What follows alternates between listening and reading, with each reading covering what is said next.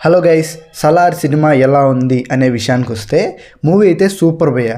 కానీ సలార్ మూవీ మీద నేను పెట్టుకున్న ఎక్స్పెక్టేషన్స్ అయితే 75% వరకు మాత్రమే రీచ్ అయ్యాయి. డీటెయిల్గా డిస్కస్ చేద్దాం ఎందుకు అనేది. యాక్చువల్లీ సలార్ ట్రైలర్ వచ్చినప్పుడే కొంచెం ఎక్స్పెక్టేషన్స్ తక్కువ అయ్యాయి. కానీ 3 days బ్యాక్ రిలీజ్ ట్రైలర్ చూసాక మళ్ళీ కొంచెం నమ్మకం వచ్చింది. యాక్చువల్లీ ఆ ట్రైలర్లో ఏం జరిగిందంటే, ప్రభాస్నే ఎక్కువగా చూస్తాం కదా ఆ సెకండ్ ట్రైలర్లో. సో మూవీలో ప్రభాస్ మ్యాక్సిమం తోప్ షాట్స్ అన్నీ ఆ ట్రైలర్లోనే చూపించేశారు. So we're hyped. కానీ కొంచెం సినిమా అయితే తక్కువనే చెప్పాలి. కానీ సినిమాలో ప్రభాస్ ఫైట్ సీన్స్ మాత్రం రియల్లీ అమేజింగ్. ప్రభాస్ అన్న కటౌట్కి ఇన్ని రోజులకి న్యాయం చేసే రోల్ దొరికింది. అసలు ఒక్కో ఫైట్కి వైలెన్స్ పీక్స్కి వెళ్ళిపోతూ ఉంటుంది. దేవా క్యారెక్టర్ని ఎంత పవర్ఫుల్గా చూపిస్తారంటే లిటరల్లీ మనుషులు గాల్లో తేలుతూ ఉంటారు భయ్య. అండ్ ఆ కటౌట్కి అలాంటి ఫైట్స్ కూడా మనకు ఓవర్గా అనిపించవు. ప్రభాస్ స్క్రీన్ ప్రెజెన్స్ మాత్రం చాలా ఎంజాయ్ చేస్తాం మనం. ఇంకా ప్రభాస్ ఫ్యాన్స్ అయితే ఫుల్ సాటిస్ఫై అయిపోతారు.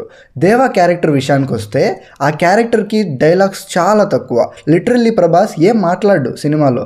ఆ మాట్లాడే మాటలన్నీ కూడా మనం ట్రైలర్లోనే చూసేసాం. డైలాగ్స్ లేకపోయినా కూడా యాక్షన్తో సాటిస్ఫై చేసేస్తాడు.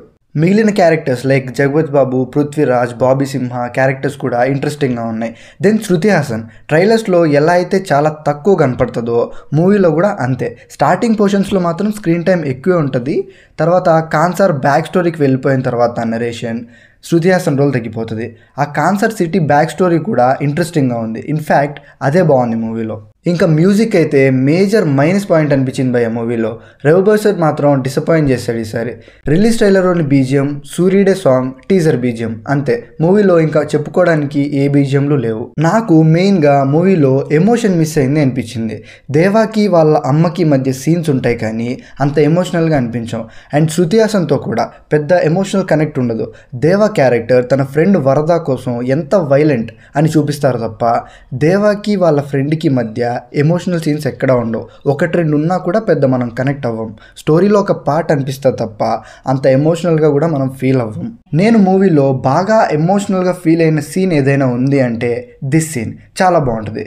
జస్ట్ లైక్ కేజీఎఫ్లో ఈ సీన్ ఉంటుంది కదా, సిమిలర్గానే ఉంటుంది సలార్లో ఈ సీన్ కూడా. ఇంకా క్లైమాక్స్ విషయానికి వస్తే స్టోరీలోని మేజర్ ట్విస్ట్తో ఏం చేస్తారు, నెక్స్ట్ పార్ట్ ఎందుకు చూడాలి అనే క్వశ్చన్కి మూవీలో ఆన్సర్స్ ఇవ్వని చాలా క్వశ్చన్స్ మిగిలి ఉన్నాయి.